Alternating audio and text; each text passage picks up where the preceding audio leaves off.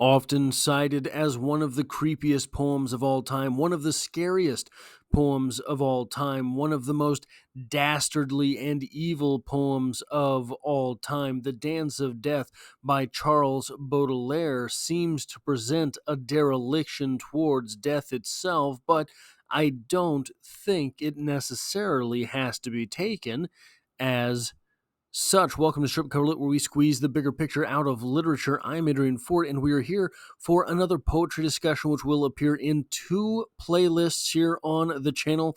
Number one being the poetry discussion playlist, and number two being the Horror Fest 2024 playlist here on the channel. Every day during the month of October, we will be discussing something here which is particularly poetic, perhaps, particularly spooky, maybe, particularly of uh, the darker side of literature. But we should get into it. It's a fairly long poem. Carrying bouquet and handkerchief and gloves, proud of her height as when she lived, she moves with all the careless and high-stepping grace, and the extravagant courtesan's thin face was slimmer waist ever in a ballroom wooed. Her floating robe, in royal amplitude, falls in deep folds around a dry foot shod with white flower-like shoe that gems the sod.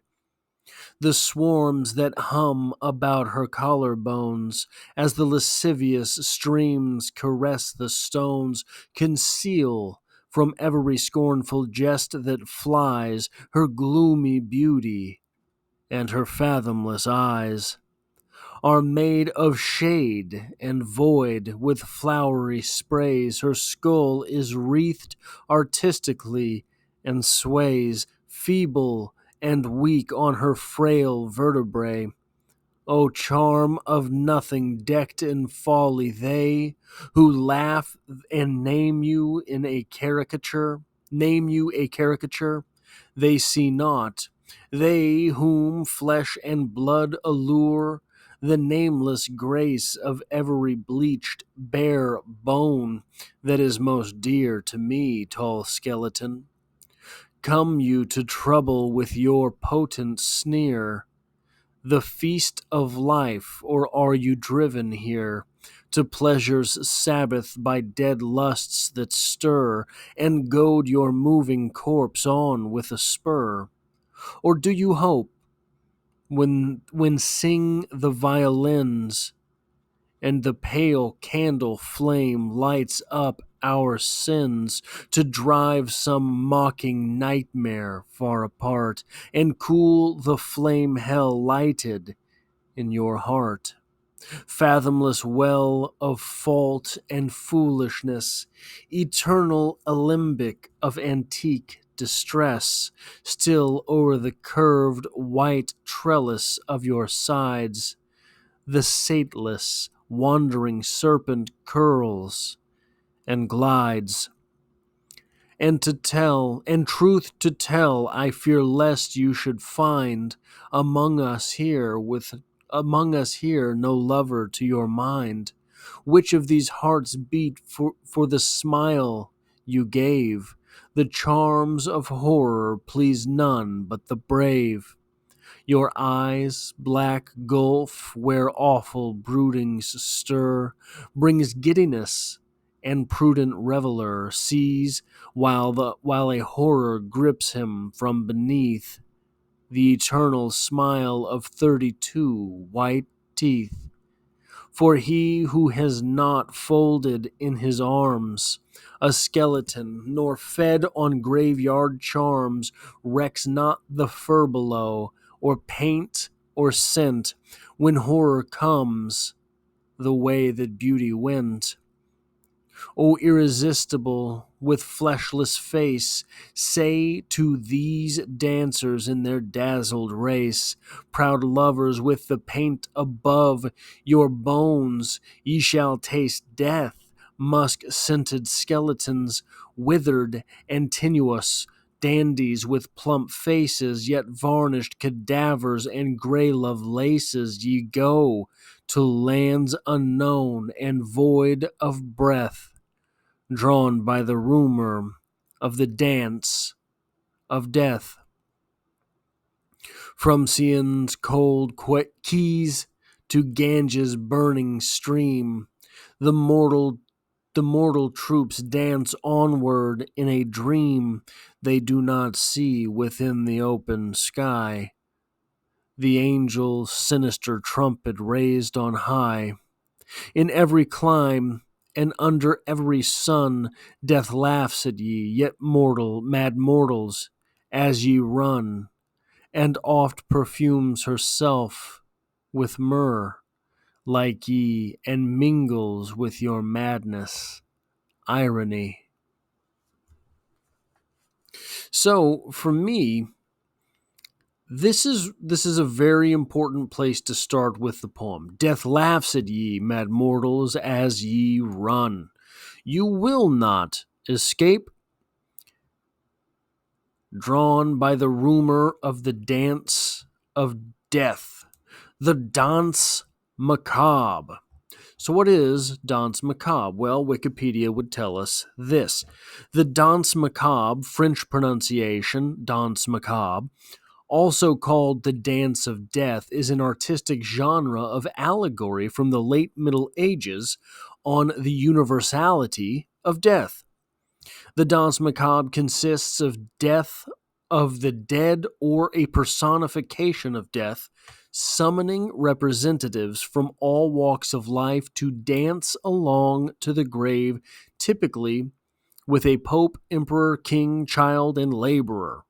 The effect is both frivolous and terrifying, beseeching its audience to react emotionally.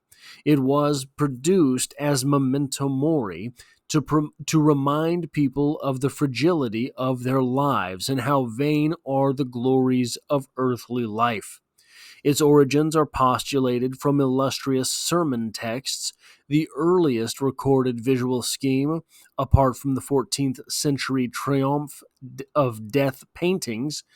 It was a now lost mural at Holy Innocents Cemetery in Paris, dating from 1424 to 1425. It is not a dereliction towards death from which a poem like this comes, but a reminder of life itself. That's why we begin the poem itself carrying a bouquet. That's important. The first thing we look at here, after being told that the poem itself is called The Dance of Death, is carrying a bouquet. A bouquet at a funeral is a reminder of life. A bouquet at a funeral is a reminder that life goes on. A bouquet at a funeral, however, is also a reminder that life is brief. Flowers do not last particularly long. I think that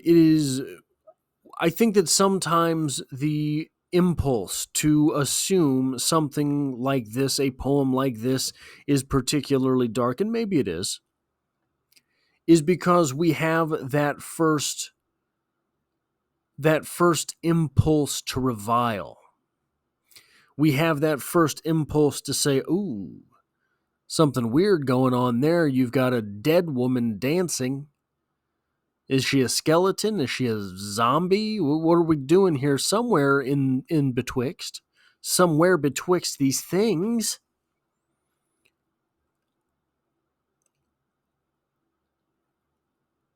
But I think that the analysis has to go past emotion. I think that this is where a lot of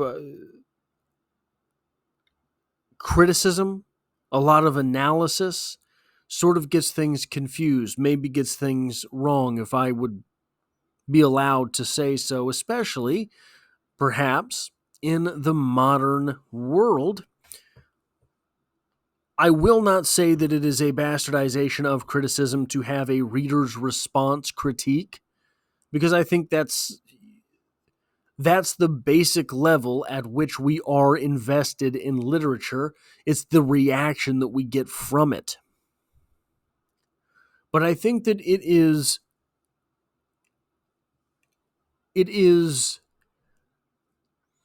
a great forfeiture to stop your analysis at reaction. I believe that it is perhaps a great, how would you say it? It would be almost like turning coat on yourself to stop there, giving up the chance at a deeper analysis. And to take something like this, which is so dark, and realize that what it is that's going on there is a reminder to the light. Carrying that bouquet, the very first thing that we see.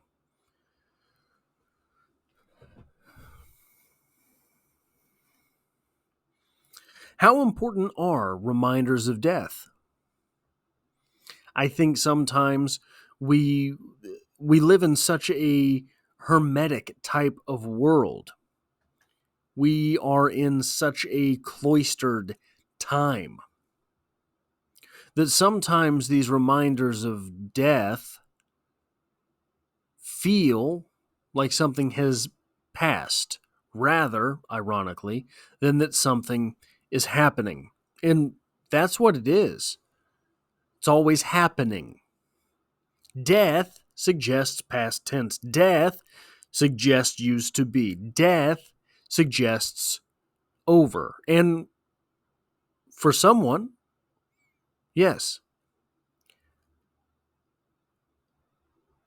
But someone else is just being born. Society will move on. Civilization will carry forth. And if it's not you being taken by the Reaper, you have to still live. You owe it to the individual who has passed. You owe it to the person no longer with us to live your life to the greatest extent that you can, whatever that means to you. I'm a firm believer in the fact that the meaning of life is to create the meaning of life. That there is no set path for anyone. There will be certain things that pop up inside you that you cannot control, that you feel that you feel some impulse towards. Whether or not the created reality that you decide upon correlates with those things could be different. Maybe you have the urge from somewhere in your biology to be a parent. But there is something inside of you that says, I rather enjoy and think that I can add to the discussion of movies, whatever it is. Maybe it's the opposite. Maybe the world is pushing you towards a career. And there is a wellspring inside of you that wants to be a parent, wants to have children. So long as the choice you make is examined and settled upon, rather than simply acted out, I don't know that anyone can really fault you. But the idea that it should be settled upon, it should be reasoned out, that's part of the danse macabre. Because you have to sacrifice something. You won't be able to do it all. You have to make your sacrifice. And that is an exercise in death.